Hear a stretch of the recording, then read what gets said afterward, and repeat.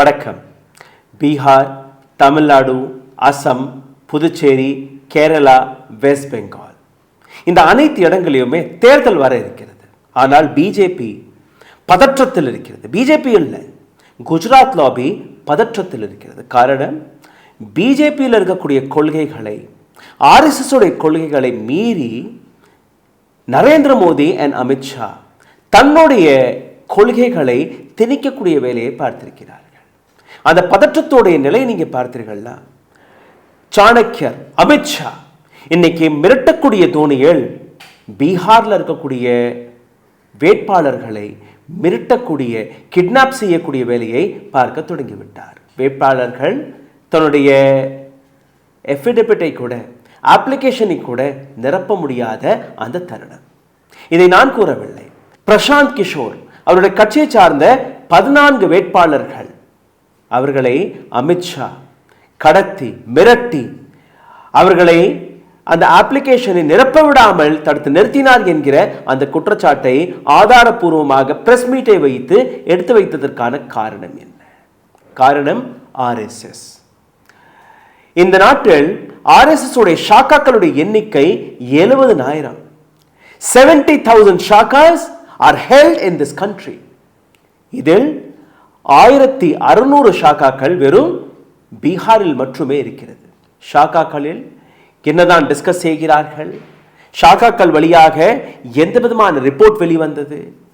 ஷாக்காக்கள் எந்த அளவில் பிஜேபிக்காக பிரச்சாரம் செய்து வந்தார்கள்? அனைத்துமே இந்த பதிவில் நாம் பார்க்க வேண்டிய அவசியம் இருக்கிறது.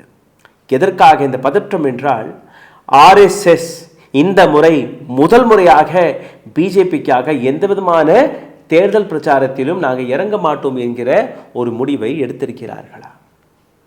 ஆர்எஸ்எஸ் யார்? பிஜேபியின் மதர் கம்பெனி. ஆர்எஸ்எஸ்க்கும் அரசியலுக்கும் எந்த விதமான நேரடி கனெக்ஷன் இல்லை என்றால் கூட ஆர்எஸ்எஸ் பிஜேபியை வைத்து தன்னுடைய சாசனத்தை கையாண்டு வந்தது. ஆனால் அமித்ஷா, மோடி இந்த பதவியில் வந்ததற்கு பின்பு, அதாவது இந்த நாட்டின் குஜராத் லாபி எஸ்டாப்ளிஷ்மென்ட் வந்ததற்கு பின்பு ஆர்எஸ்எஸ் உடைய கொள்கை, பிஜேபியுடைய கொள்கை தலைகீழாக மாறிவிட்டது. அதாவது நரேந்திர மோடி மற்றும் ஆர்எஸ்எஸ்ஸை விட தன்னை மிகப்பெரிய பிராண்டாக எடுத்து காட்டிவிட்டார். இந்த ஒட்டுமொத்த விஷயத்தை மிகவும் ஆழமாக உங்களுக்காக நாங்கள் சேகரித்து கொண்டு வந்திருக்கிறோம். ஆகையால் இந்த வீடியோவை கடைசி வரை பாருங்கள். அதற்கு முன்பு ஒரு சிறிய கோரிக்கை. கடந்த 20-25 நாட்களாக எங்களை முடக்கக்கூடிய வேலையை பார்த்து வந்திருக்கிறார்கள். 1000, 2000, 10,000 தாண்டுவதில்லை எங்களுடைய வியூஸ். காரணம், இது போன்ற டேட்டா, இது போன்ற ரிசர்ச் டாக்குமெண்ட் உங்களிடம் வந்து சேரக்கூடாது என்று பிஜேபி இந்த அரசாங்கத்தின் உண்மை முகத்தை ஒவ்வொரு நாளும் நாங்கள் எக்ஸ்போஸ் செய்து கொண்டிருக்கிறோம். இது அவர்களுக்கு பிடிக்கவில்லை. இதிலிருந்து மீட்டெடுப்பதற்காக உங்களுடைய உதவி தேவை. என்ன உதவி? நீங்கள் செய்ய வேண்டிய 2-3 விஷயங்கள். ஒன்று, இந்த வீடியோவை பார்த்து கொண்டிருக்கும் போதே ஹாய், ஹலோ அல்ல இந்த விஷயத்தை பற்றின உங்களுடைய கருத்துக்களை கீழே கமெண்டில் எழுதிவிடுங்கள். இதை தாண்டி லைக் போடுவதை, ஷேர் செய்வதை, சப்ஸ்கிரைப் செய்வதை மறக்காதீர்கள். இதை செய்தாலே போதும் இந்த வீடியோவை ஏராளமான நபர்களுக்கு கொண்டு போய் சேர்க்கலாம்.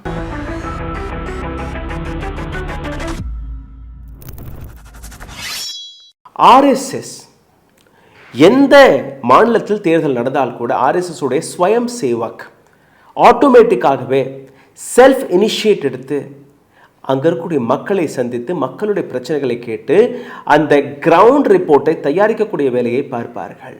இதுதான் பிஜேபிக்கு கிடைக்கக்கூடிய ஒரு மிகப்பெரிய சப்போர்ட் சிஸ்டம். விஷுவலாகவே ஆர்எஸ்எஸ் உடைய ஸ்வயம் சேவக் பிஜேபிக்காக எந்த அளவில் அந்த ரிப்போர்ட்களை தயாரிப்பார்களோ அந்த ரிப்போர்ட்களை வைத்து பிஜேபி தன்னுடைய பொலிட்டிக்கல் எஜெண்டாவை கொண்டு வந்து நிறுத்துவார்கள். இந்த முறை பிஜேபிக்காக இந்த வேலையை பார்க்க மறுத்துவிட்டது ஆர்எஸ்எஸ். அதற்கான காரணங்கள் இருக்கு. ஒஃபிஷியலாகவோ அன்ஒஃபிஷியலாகவோ ஆர்எஸ்எஸ் எங்கேயுமே பீகார் தேர்தலில் உங்களுக்கு தென்படாது. ஒரு சில இடங்களில் ஸ்டேட்மெண்ட்கள் வரலாம், ஆனால் கிரவுண்டில் இருக்கக்கூடிய ஸ்வயம் சேவக் எங்கேயுமே உங்களால் பார்க்க முடியாது. இதற்கான காரணம் என்ன? அதனால் வெளிவரக்கூடிய அந்த பதற்றம் எதற்காக டெல்லியில் இருக்கக்கூடிய குஜராத் லாபி கம்பெனிக்கு அந்த பதற்றத்தை ஏற்படுத்தியிருக்கிறது என்று நீங்கள் பார்த்தீர்கள்னா, விஜயதசமி அன்று ஸ்வயம் சேவக் சங், ராஷ்டிரிய ஸ்வயம் சேவக் சங் உடைய 100வது விழா. 100வது விழாவும் போது சங் சஞ்சாலக் மோகன் பாகவத்துடைய அந்த ஸ்டேட்மெண்ட் எனக்கு ஞாபகத்தில் இருக்கு. மோகன் பாகவத் கூறிய அந்த வார்த்தை, ஒரு மிகப்பெரிய வாகனம், பஸ், ட்ரக் போன்ற வாகனம் ரோட்டில் யூட்டர்ன் அடிக்கும் போது அதற்கு மிகப்பெரிய இடம் தேவை. ரெண்டாவது, ஸ்லோவாக தான் வளையும், யூட்டர்ன் அடிக்கும். அப்போ அவருடைய யூட்டர்ன், அந்த மிகப்பெரிய வாகனம் என்பது மோடி அரசாங்கத்தை குறிவைத்ததா?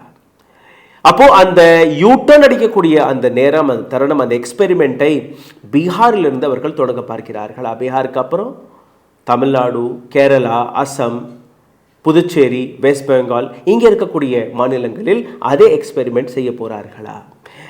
பிஜேபி ஆர்எஸ்எஸ் இல்லாமல் எப்படி இயங்க போகிறது என்கிற அந்த விஷயத்தையும் நீங்கள் புரிந்து கொள்ள வேண்டும். சங் லீடரான மோகன் பாகவத்துடைய அந்த ஸ்டேட்மெண்ட் எப்படி குறிவைத்தது? இது மட்டுமல்ல, இன்னொரு விஷயத்தை நீங்கள் புரிந்து கொள்ள வேண்டும். தீபாவளியும் போது ஸ்வயம் சேவக் இதில் இருக்கக்கூடிய நபர்கள், சீனியர் ஸ்வயம் சேவக் குடும்பங்களை போய் புதிதாக சேரக்கூடிய ஸ்வயம் சேவக் இவர்கள் போய் சந்திப்பார்கள். தீபாவளியை முன்னிட்டு ஏராளமான விஷயங்களை பகிர்ந்து கொள்வார்கள். ஆனால் இந்த முறை எந்த விதமான பிரச்சாரம் நடந்தது, எந்த விதமான பேச்சுவார்த்தை நடந்தது, அதை நீங்கள் பார்த்தீர்கள்னா பீகார் தேர்தலை பற்றி யாருமே எதுவுமே பேசவில்லை, எந்த விதமான ரிப்போர்ட்டுமே செய்யவில்லை. அதற்கு எதிராக அவர்கள் பேசிய விஷயம், பீகார் தேர்தலும் போது பிஜேபியை சார்ந்த நபர்கள் களத்தில் இறங்கிய போது மக்களுடைய கேள்விகள் வெளிவந்தால் அவர்களால் அதை ஹேண்டில் செய்ய முடியும், அதற்கான பதிலை கொடுக்க முடியுமா? பிஜேபி விட்டு விடுங்கள், மூத்த தலைவரான நரேந்திர மோடி, அமித்ஷா அவர்களால் அதற்கான பதிலை கொடுத்திருக்க முடியுமா? இதே ஸ்வயம் சேவக் ஆர்எஸ்எஸ் உடைய பிரச்சாரகர்கள் அவர்கள் களத்தில் இறங்கி இது போன்ற அமைப்புகளை போய் நடத்தும் போது, அவர்களிடம் மக்கள் கேள்வி கேட்கும் போது அவர்கள் எந்த விதமான பதிலை கொடுப்பார்கள்? இது எல்லாமே அங்கே வந்தது. ஆகஸ்ட் மாதம் முரளி மனோகர் ஜோஷி வாஜ்பாய் காலகட்டத்தில் அமைச்சராக இருந்தார். அவர் ஒரு டேட்டா ரிப்போர்ட்டை வெளியிடுகிறார். இதே ஆர்எஸ்எஸ் உடைய சபையில் எக்கனாமிக்கலி பார்த்தீர்கள்னா ஏழைகள் கையில் பணமே இல்லை. ஏழைகள் கையில் இருந்த பணம், மிடில் கிளாஸ் கையில் இருந்த பணம் அனைத்துமே ஷிஃப்ட் ஆகி கார்ப்பரேட் கையில் போய் நிற்கிறது. இது சங்க பரிவாருடைய கொள்கை கிடையாது, பிஜேபியுடைய கொள்கை இது கிடையாது. அப்போ எப்படி இந்த அனைத்துமே கார்ப்பரேட்டைசேஷன் வழியாக ஒரு சில நபர்களுக்கு அந்த லாபம் போய் கிடைக்கிறது? இதே தருணத்தில் நீங்க பார்த்தீர்கள், இன்னைக்கு hunger index, world hunger index வெளிவந்திருக்கிறது. இந்தியாவுடைய பொசிஷன் 102. வேர்ல்ட் ஹங்கர் இண்டெக்ஸில் இந்தியாவுடைய பொசிஷன் 102ஆக மாறிவிட்டது. 2014ஆம் ஆண்டு இட் வாஸ் இன் 52, 52வது இடத்தில் இருந்தது 2014ஆம் ஆண்டு. இன்னைக்கு 102வது இடத்தில் இருக்கிறோம்.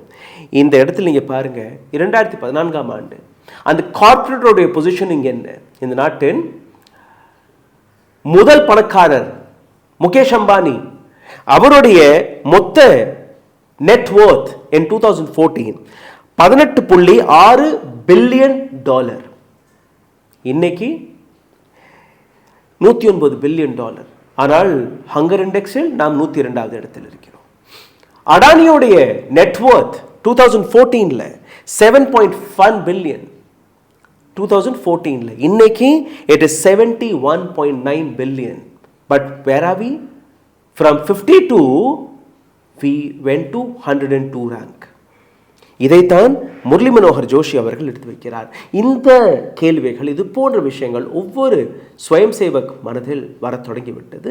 மக்கள் எங்களை பார்த்து கேள்வி கேட்கும் போது மக்களிடம் நாங்கள் எந்த விதமான பதிலை கொடுக்க போகிறோம்?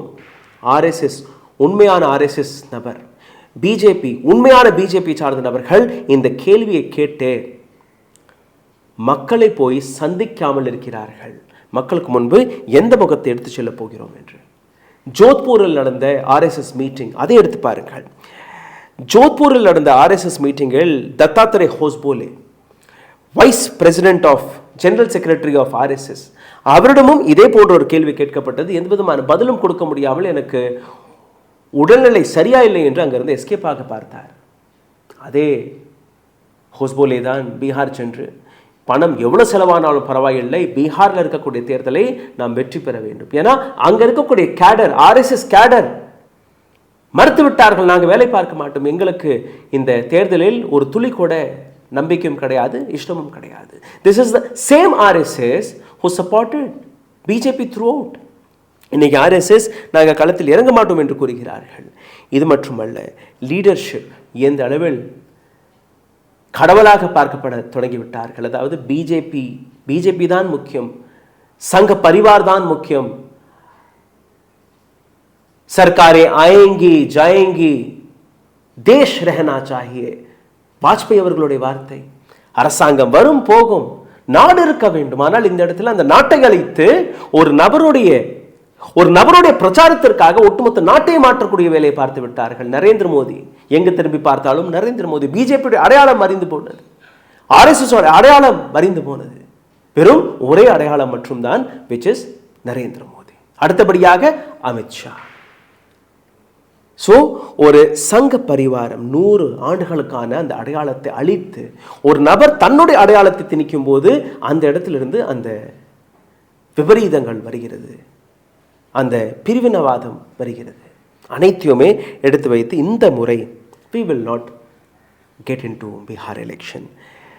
நரேந்திர மோடியோட முகத்தை வைத்து, அமித்ஷாவுடைய முகத்தை வைத்து மக்கள் ஓட்டு போடுவார்களா என்கிற அந்த கேள்வியை இன்னைக்கு ஆர்எஸ்எஸ் கேட்க தொடங்கிவிட்டார்கள். 2024ஆம் ஆண்டு தேர்தல் எடுத்து பாருங்கள். நரேந்திர மோடி வாரணாசி சீட்டை கூட அவர் இழந்திருப்பார். அப்படி யூபியின் சீஃப் மினிஸ்டர் யோகி ஆதித்யநாத் களத்தில் இறங்கி அங்கு அவருக்காக பிரச்சாரம் செய்யவில்லை என்றால் அவரும் ஆர்எஸ்எஸ் உடைய நெருக்கமான ஒரு நபர். அன்னைக்கு ஆர்எஸ்எஸ் கேடர்ஸ் ஒவ்வொரு இடத்திற்கும் போய், வீட்டுக்கு வீடு போய், டோர் டு டோர் போய் அந்த கேம்பெயினை நடத்தவில்லை என்றால் இன்னைக்கு நரேந்திர மோடி தன்னுடைய சீட்டை இழந்திருப்பார்.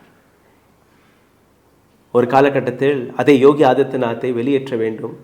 பிஜேபி உத்தரப்பிரதேசத்திற்காக போட்ட திட்டம், உத்தரப்பிரதேசை 3ஆக பிளந்து விடலாம், 3 மாநிலங்களாக பிளந்து விடலாம்.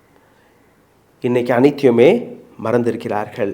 இதே போன்று பாருங்கள், 2014ஆம் ஆண்டு நடந்த கோவா மீட்டிங்கின் போது நரேந்திர மோடி, அப்போ குஜராத்தின் சீஃப் மினிஸ்டர், நரேந்திர மோடியை பிரைம் மினிஸ்டர் கேண்டிடேட்டாக ரெக்கமெண்ட் செய்த போது சுஷ்மா ஸ்வராஜ் அதை எதிர்த்தார்.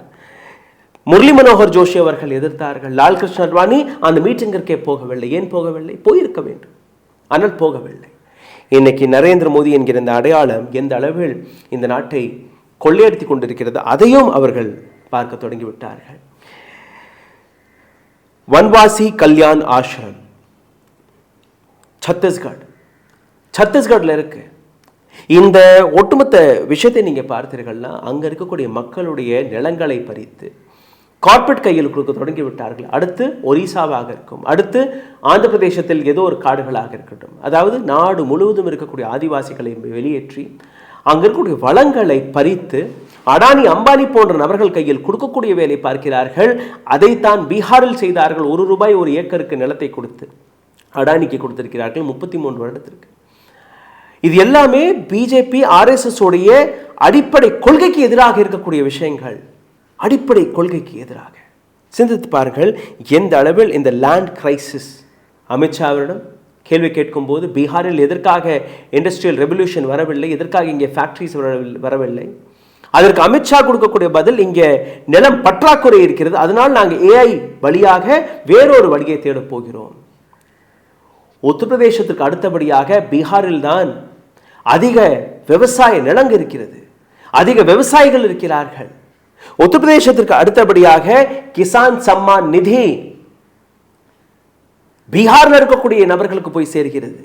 அப்போ எப்படி நீங்க பீகாருடைய அக்ரிகல்ச்சரை விட்டு, விவசாயத்தை விட்டு வேறொரு வழியை நீங்க தேட பார்க்கிறீர்கள்? காரணம், விவசாயிகளை அழித்து விவசாயிகள் கையில் இருக்கக்கூடிய நிலத்தை பறித்து நீங்க அடானி அம்பானி போன்ற நபர்களுக்கு கொடுக்க பார்க்கிறீர்கள். இதுதான் உங்களுடைய வேற விதமான ஒரு டெவலப்மெண்ட் மாடல். இதை ஆர்எஸ்எஸ் ஏற்றுக்கொள்ளவில்லை. இது மட்டுமல்ல, ஆர்எஸ்எஸ் கேடர்ஸ்கள் மனதில் இருக்கக்கூடிய இன்னொரு கேள்வி, ஓட் சோரி விவகாரம் வெளிவந்தது, ஓட்டை திருடி விட்டார்கள். காங்கிரஸ் எடுத்து வைத்த இந்த குற்றச்சாட்டுக்கு பிறகு ஒட்டுமொத்த தேர்தல் ஆணையம் இன்னைக்கு எக்ஸ்போஸ் ஆகி நிற்கிறது. தேர்தல் ஆணையம் எக்ஸ்போஸ் செய்யப்பட்டதற்கு பின்பு ஏராளமான மக்கள் இன்னைக்கு கேள்விகளை கேட்க தொடங்கிவிட்டார்கள். என்ன கேள்வி? 1600 ஷாக்காஸ் வெறும் பீகாரில் மட்டுமே இருக்கிறது. அந்த 1600 ஷாக்காக்களில் வரக்கூடிய நபர்கள் என்னுடைய பேர் இடம்பெறவில்லை, என்னுடைய பேர் இங்கே கிடையாது, என்னுடைய தகப்பனாருடைய பெயர் கிடையாது என்று கேட்கும்போது எந்த விதமான பதிலை ஆர்எஸ்எஸ்ஸில் இருக்கக்கூடிய கேடர்ஸ் அதற்கான பதிலை கொடுக்க முடியும்? ஸ்வயம் சேவகர்கள் எப்படி அதற்கான பதிலை கொடுக்க முடியும் என்கிற அந்த கேள்வியும் அவர்கள் மனதில் வருகிறது. எங்களால் எந்த விதமான பதிலும் கொடுக்க முடியாது, மக்களை எங்களால் சந்திக்கவே முடியாது. அந்த அளவில் இவர்கள் சீர்குலைத்து வைத்திருக்கிறார்கள், ஒட்டுமொத்த சிஸ்டத்தையே குலைத்து வைத்திருக்கிறார்கள் தன்னுடைய லாபத்திற்காக, குஜராத் கம்பெனியுடைய லாபத்திற்காக இந்த விஷயங்கள் நடந்திருக்கிறது. இது எல்லாமே ஒவ்வொரு இடமும் நீங்க பார்த்தீர்கள் அந்த கேள்விகள். 2015ஆம் ஆண்டு ஜேடியு பிஜேபியோட மிக முக்கியமான பார்ட்னர் ஜேடியு மனதிலும் இந்த சந்தேகம் வர தொடங்கிவிட்டது. The BJP or NDA is in the weakest position today in Bihar. Not even in Bihar, in almost majority of the states. Narendra Modi தன்னுடைய இமேஜை கொஞ்சம் கொஞ்சமாக குறைக்கக்கூடிய வேலையை பார்த்திருக்கிறார். எப்படின்னு நீங்க பாருங்க. 2015ஆம் ஆண்டு மகா கட்பந்தனை கொண்டு வந்த நபர் யாருன்னா இதே நிதிஷ்குமார்.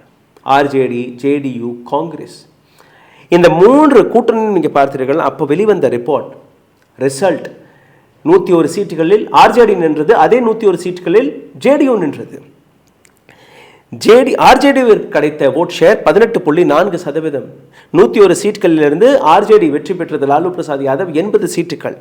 ஜேடியு நிதிஷ்குமார் அதே 101 சீட்டுகள். இப்போ எப்படி பிஜேபிக்கு 101, ஜேடியுக்கு 101 சீட்டுன்னு அமித்ஷா பிரித்து கொடுத்திருக்காரோ அதே போன்றுதான் அன்னைக்கு நிதிஷ்குமார் செய்த காரியம்.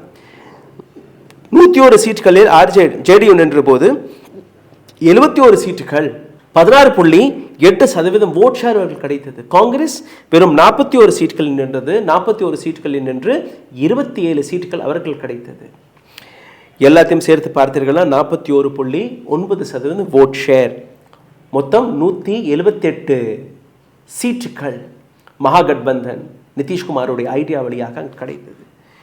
இன்னைக்கு நிதிஷ்குமாரை ஓரம் கட்டி விட்டீர்கள், மற்ற தலைவர்களை ஓரம் கட்டி நிற்கிறீர்கள். நிதிஷ்குமாருடைய முகத்தையே இல்லாமல் அடுத்த சீஃப் மினிஸ்டர் நிதிஷ்குமார் கிடையாது என்று நீங்கள் களத்தில் இறங்கும்போது எந்த விதமான ரிசல்ட்டை நீங்கள் எதிர்பார்க்க முடியும்? இன்னொரு பக்கத்தில் நீங்கள் பார்த்தீர்கள்னா ஸ்வயம் சேவக் அந்த காலகட்டத்தில் பீகாரில் களத்தில் இறங்கினார்கள். 157 சீட்டுகள். அப்போது அமித்ஷா பிஜேபியின் பிரசிடென்ட் அமித்ஷாவின் தலைமையில் அந்த பீகார் தேர்தல் இடம்பெற்றது. 157 சீட்டுகளில் களமிறங்கிய பிஜேபி அவர்கள் கிடைத்த ஓட் ஷேர் 24.4. 157 இடங்களில் நின்ற பிஜேபி அவர்கள் கிடைத்த சீட் வெறும் 53. This is what Bihar is. இந்த முறை உங்களுக்கு கிடைத்து விடுமா? ஏதோ எப்படியாவது இந்த பிஜேபி பீகார் தேர்தலில் வெற்றி பெற்றுவிட்டால் ஆர்எஸ்எஸ்க்கு முகத்தை காட்ட முடியும். அப்போ ஆர்எஸ்எஸ்ஐ சேலஞ்ச் செய்து பிஜேபி களத்தில் இறங்கிய போது ஆர்எஸ்எஸ்ல இருக்கக்கூடிய கேடர்ஸ், ஸ்வயம் சேவக்ஸ், நாங்கள் உங்களுக்காக எந்த விதமான ரிப்போர்ட், எந்த விதமான பிரச்சாரம் செய்ய மாட்டோம் என்கிற அந்த முடிவில் வந்து விட்டார்கள். தத்தாத்திரே போய் பேசிய பின்பு கூட எதுவுமே நடக்கவில்லை. இன்னொரு ஆங்கிள் நீங்கள் பார்த்தீர்கள்னா அமித்ஷா அண்ட் மோடி இந்த 2 நபர்களையுமே நீக்கக்கூடிய வேலையை ஆர்எஸ்எஸ் பார்க்க தொடங்கிவிட்டது. அதற்கான பதில் ஏராளமான இடங்களில் மோகன் பாகவத், தத்தாத்திரே ஏராளமான நபர்கள் பேசிய பின்பு கூட குஜராத் லாபி தன் கையில் இருக்கக்கூடிய அந்த சட்டத்தை, அந்த சாசனத்தை நழுவ விடாமல் தக்க வைப்பதற்காக அனைத்து வேலையுமே பார்க்க தொடங்கிவிட்டார்கள். பிரசாந்த் கிஷோருடைய அந்த வீடியோவை நீங்கள் பார்த்திருப்பீர்கள். வேட்பாளர்கள் அவர்களுடைய அப்ளிகேஷனை கூட கொண்டு போய் சேர்க்க விடாமல் அமித்ஷா, இடி, சிபிஐ, ஐடியுடைய மிரட்டலை காட்டி அவர்களை தன் பக்கம் தன்னுடைய ஆஃபீஸில் கூப்பிட்டு வைத்து 16 நபர்கள். யார் இந்த நபர்கள்? டாக்டர்ஸ், இன்ஜினியர்ஸ், ப்ரொஃபஸர்ஸ், பியூரோக்ரேட்ஸ், இது மாதிரியான நபர்கள். அவர்களுக்கு அந்த சீட் கொடுத்தது பிரசாந்த் கிஷோருடைய இந்த பார்ட்டி. அவர்களை தடுத்து நிறுத்தி அவர்களுடைய அப்ளிகேஷன்ஸ் ஃபார்ம்களை தடுத்து நிறுத்தக்கூடிய வேலையை இன்னைக்கு அமித்ஷா பார்த்திருக்கிறார். அவர்கள் மட்டுமல்ல, பிஜேபி எங்கெல்லாம் வீக்காக இருக்கிறதோ, யாரெல்லாம் பிஜேபியை தோற்கெடுக்க முடியுதோ அந்த அனைத்து நபர்களுக்குமே இது போன்ற மிரட்டல் தான். அது காங்கிரஸை சார்ந்த நபர்கள், ஆர்ஜேடியை சார்ந்த நபர்கள், ஜேடியுவை சார்ந்த நபர்கள், யாராக இருந்தாலும் பிஜேபிக்கு எதிராக ஒரு ஸ்ட்ராங்கான கேண்டிடேட் இருந்தால் அந்த நபரை எப்படியாவது டீல் வழியாக தடுத்து நிறுத்த வேண்டும் என்கிற அந்த முயற்சியை தான் இன்னைக்கு அமித்ஷா பார்த்து வருகிறார். ஆனால் கேடர் இல்லாமல் RSS உடைய வேலை தேர்தல் வரும்போது மட்டுமல்ல, தொடர்ந்து அவர்கள் வேலை பார்ப்பார்கள். அந்த கேடர் வெளியேறும் போது பிஜேபியுடைய நிலை எந்த அளவில் பரிதாபமாக மாறிவிட்டது என்று நீங்க பாருங்கள். அதனால்தான் இந்த பதற்றம், இந்த பயம். இந்த வீடியோவில் ஏராளமான இன்ஃபர்மேஷனை உங்களுக்காக நாங்கள் பகிர்ந்திருக்கிறோம். இந்த வீடியோ உங்களுக்கு பிடித்திருந்தால் உங்களுடைய கருத்துக்களை கீழே கமெண்டில் எழுதிவிடுங்கள். இதை தாண்டி லைக் போட மறக்காதீர்கள், ஷேர் செய்ய மறக்காதீர்கள், சப்ஸ்கிரைப் செய்ய மறக்காதீர்கள். இதையும் தாண்டி எங்களை ஆதரவு தெரிவிக்கக்கூடிய நபர்கள் கீழே இருக்கக்கூடிய UPI வழியாக உங்களுடைய ஆதரவுகளை தெரிவிக்கலாம். நன்றி, வணக்கம். ஊடகம் கார்ப்பரேட் அரசியல்வாதிகளின் கைப்பாவையாக அடிமைகளாக இருந்தது போதும், இனி சாட்டை எடுத்து சுழற்றும் நேரம் வந்துவிட்டது. ஊடகம் பொதுமக்களாகிய உங்களுக்காக, உங்களாலேயே இயக்கப்பட வேண்டும். ஊடக சுதந்திரத்திற்காக உங்களின் பங்களிப்பை இன்றே அளித்திடுங்கள்.